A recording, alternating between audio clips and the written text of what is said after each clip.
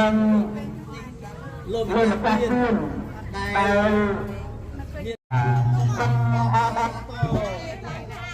ពីគឺចាត់ការមើលឆ្លងសមិទ្ធផល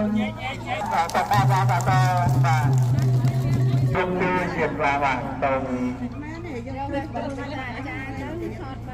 បាទទូបាទ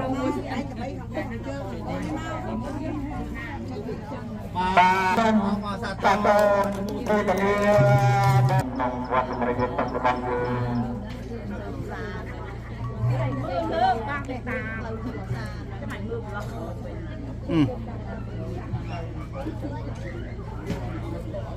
បាទខ្ញុំអាសាសាទរអនុមោទនា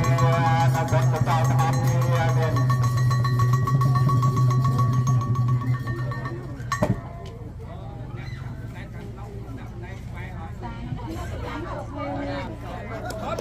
យ៉ាបាទទៅនេះនៅក្នុងเป็นបាទសូមអញ្ជើញ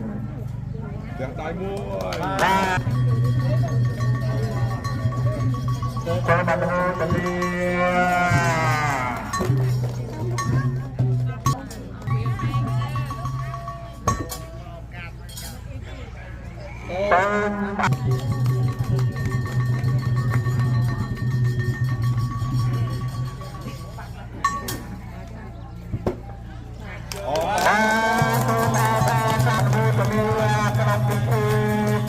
កាត់ទៅមើលឆ្លងសមិទ្ធផល